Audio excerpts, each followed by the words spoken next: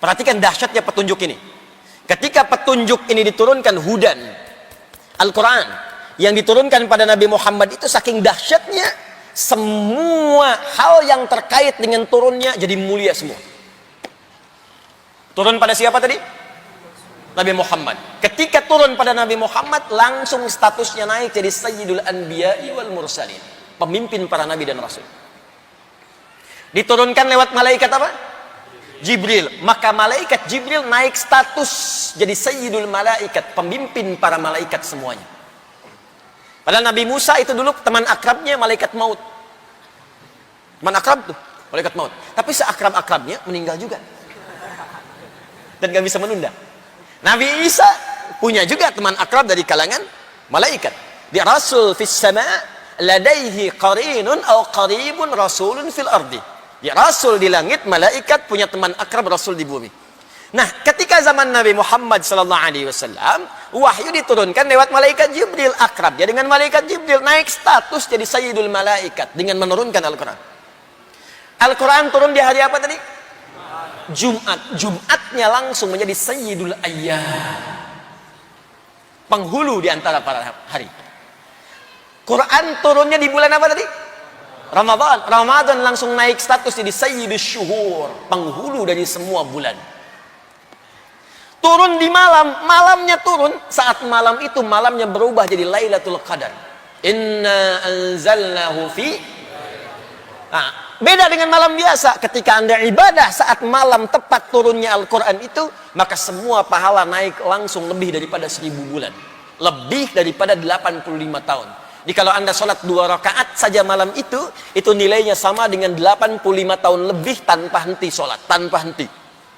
Kalau Anda baca 1 huruf saja Al-Quran pada saat itu, lantas meninggal, itu sama dengan jumlah membaca huruf itu lebih daripada 85 tahun tanpa henti.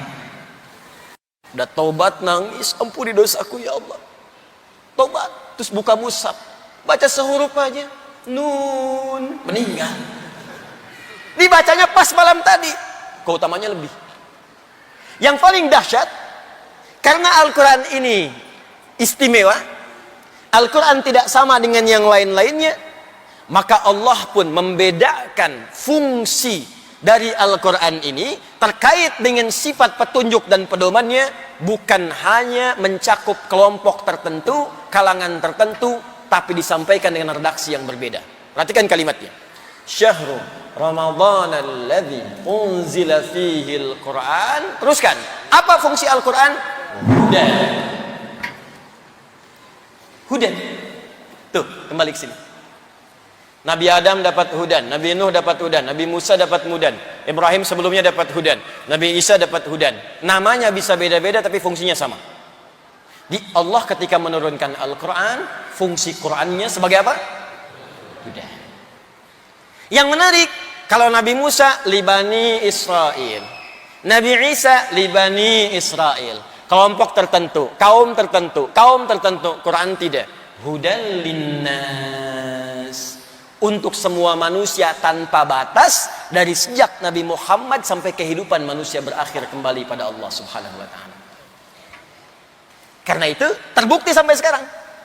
Saya tanya pada Anda, coba tunjukkan pada saya kitab-kitab Nabi sebelumnya yang abadi, redaksinya sama persis dengan saat diturunkan sampai sekarang. Tunjukkan pada saya. Gak ada. Taurat mana? Zabur mana? Injil mana? Dengan redaksi asli saat diturunkan kepada Nabi ya. Karena gak ada jaminannya. Dan cuman Al-Quran yang sifatnya sampai sekarang itu semuanya terjaga lengkap. Baik ketika dibunyikan dengan bunyi tidak berubah sampai sekarang. Silahkan zaman Abu Jahal dulu ketika didakwahi. Keterjauhkanlah yang lain-lain ya. Sampai sekarang itu alif lam mim tetap alif lam mim. Nggak ada yang berubah bunyinya. Nggak tertukar dengan alam nasroh. Yang di alam nasroh alam, yang di alif lam mim. Tunjukkan pada saya dan tidak pernah mengalami, maaf, penyesuaian ejaan. Nggak ada. Al-Quran versi milenial, edisi yang disempurnakan. Ejaan yang disempurnakan nggak ada. Santai jadi santuy. Dulu santai, sekarang santuy, ya kan? Dulu uang, sekarang duit. Di Al-Quran tidak, alif lam mim ya alif lam mim. Alam nashrah ya alam nashrah.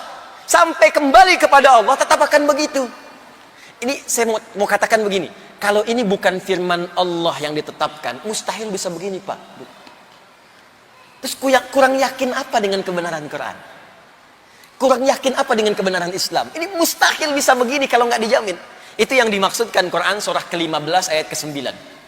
Inna nahnu nazzalna dzikra wa inna lahu lahafizun. Kami yang telah turunkan Al-Quran untuk mengingatkan Anda. Ini beda. Ini firman Allah, bukan kata-kata manusia. Ini beda, ini pedoman, bukan kitab biasa. Dan kami janjikan untuk menunjukkan bukti kepada Anda. Kami jaga Al-Quran dari sejak awal diturunkan, tidak akan pernah mengalami perubahan sampai kembali kepada Allah subhanahu wa ta'ala kita semua. Jelas? Nah, jadi kalau ada orang yang menyoal, Ustaz, kan tadi dikatakan setiap zaman berubah. Berarti harus diupdate dong. Sebentar. Ketika Allah turunkan Taurat, redaksinya untuk Bani Israel. Spesifik.